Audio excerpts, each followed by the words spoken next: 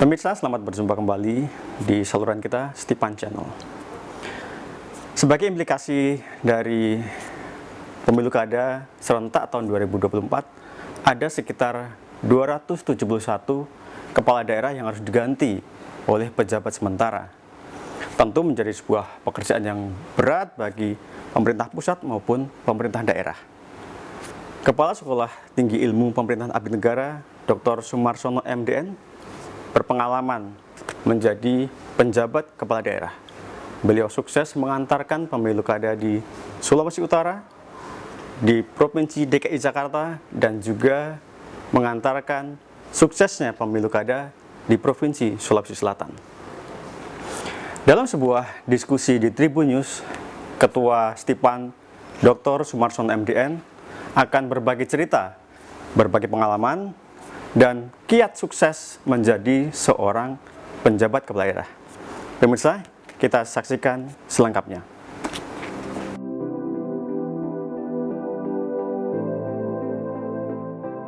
Yang pertama, yang paling berat adalah bagaimana seorang penjabat kepala daerah itu memahami konstelasi politik lokal, kemudian berangkat dari konstelasi sosial politik tersebut, dia bisa kemudian menyelesaikan konflik-konflik yang terjadi. Itu sebenarnya kapasitas inilah yang tidak ada di dalam pelajaran ya di bangku kuliah, tapi dikembangkan berdasarkan kreativitas inovasi di lapangan dan kemampuan menjaring komunikasi dengan berbagai stakeholder yang tepat, misalkan seperti itu.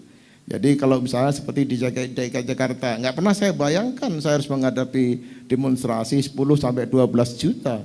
Gerakan 212, tidak ada pelajarannya itu, dan bagaimana kita harus keluar daripada situasi politik sehingga pilkada bisa berjalan dengan baik dalam situasi berbagai tekanan sebagai Gubernur DKI Jakarta. Itu contoh-contoh konkret, dan itu yang ditemukan bukan ketika sebelum menjabat.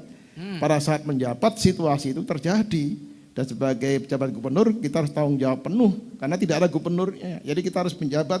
Pada saat itulah dalam posisi yang berwenang kita harus bisa mengendalikan dengan sebaik-baiknya.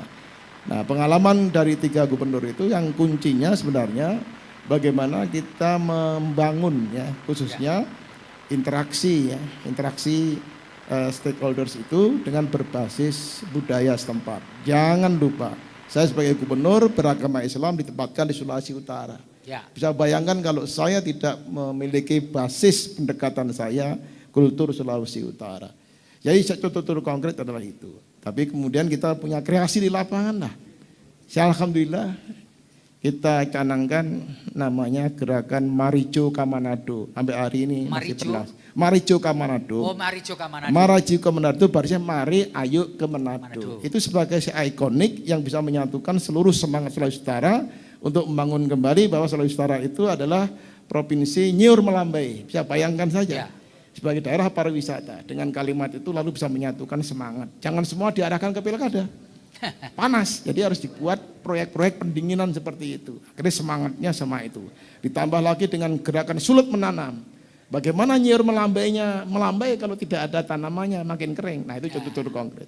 Sulut berkarya untuk merespon pengangguran di sana. Jadi hal-hal ini saya lakukan selama 6 bulan dan alhamdulillah menjadi baik. Ya, fenomena ini sama dengan di DKI Jakarta. Terinspirasi dengan kondisi di Sulawesi Utara, ada Torang Samoa Saudara, saya adopsi di Jakarta karena kita menghadapi situasi panas sara sekali, sangat sara sekali, dan heterogenitas Jakarta. Saya jawab dengan sebuah ikon, kita semua bersaudara. Jadi itulah yang kemudian sampai ke tingkat RT RW pasang spanduk seperti itu dan semangatnya. Jadi kita harus memiliki sebagai PLT itu proyek-proyek pendinginan, harus menjadi AC dari suasana yang panas, itu kira-kira gitu. Demikian juga di Sulawesi Selatan, betapa panasnya situasi ketika kotak kosong menang. Nah di Makassar itu pun juga kita lakukan. Dengan cara apa? Membangun semangat 3 suku bangsa Sulawesi Selatan, yaitu Bugis, Makassar, ya kemudian Toraja ditambah Mandar. Satu semangat, apa itu perekatnya? Kembali ke berbasis budaya, yaitu kita ciptakan Mars Sulawesi Selatan. Dan sampai sekarang terus bisa berkembang. Yang kedua berbasis budaya, ada 4S, Sipaka Tahu, Sipaka Lebih, Sipata Tokong, dan Sipata Ingat. Kita harus menghargai kepada orang, kita harus menempatkan pada orang lain sebagai sesama, kita harus saling tolong, saling ingat. Itu semua adalah budaya masyarakat Bugis yang kita angkat kembali pada saat jadi PJ, dan itu bisa meredakan suasana panas menjadi dingin. Saya kira itu intinya. Iya.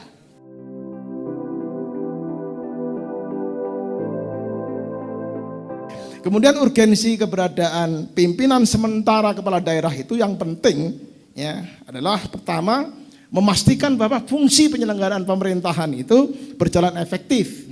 Untuk administrasi Pemda, maka seorang PJ juga harus tahu administrasi Pemda, pelayanan publik harus berjalan, program pembangunan berjalan, sosial kemasyarakatan harus berjalan, pembangunan pemerintahan kemasyarakatan.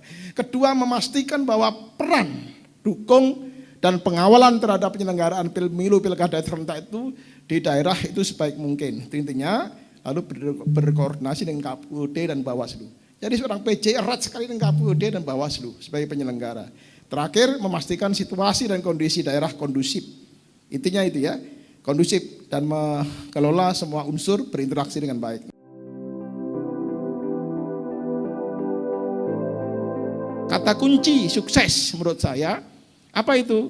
Satu, ya kunci nanti untuk bekal teman-teman yang sekarang menjadi PJ kepala daerah. Satu, memperkuat kepemimpinan transisional yang menjembatani dan menyejukkan. Persoalan konflik kepentingan luar biasa, apalagi daerah besar. Kalau kemampuan menjembatani kurang, ya akan punya bermasalah antar stakeholders, termasuk dengan DPRD, dengan kelompok partai politik, dengan masyarakat, dan seterusnya. Yang kedua, menerapkan pola manajemen interaktif yang tepat dan berbasis budaya. Kita di mana bumi bijak, di situ langit dijunjung. Kalau tidak, kita bahaya. Jadi kalau di Sulawesi Utara, mungkin kerjaan saya 75% saya dari gereja ke gereja. Walaupun saya adalah seorang muslim, buat saya tidak haram karena tugas negara. Dan itu harus kita lakukan. Ini contoh konkret seperti itu. Jadi disinilah fleksibilitas. Kemudian yang tiga, menjaga netralitas ASN dan konsolidasi birokrasi dengan menjalankan roda pemerintahan yang baik. Itu saya tiga kunci untuk bekal teman-teman semuanya. Yang terakhir, kata penutup saya adalah, nah ini contoh spirit yang selalu saya dengungkan dimanapun saya bertugas dalam pilkada ini, bahwa lawan kita dalam bertanding, seperti badminton itu, adalah teman kita dalam bermain.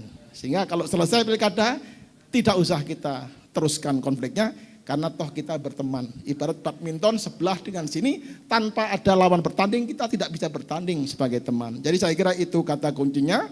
Dan paling akhir adalah terima kasih, selamat menghadapi pesta demokrasi yang menggembirakan tahun 2024.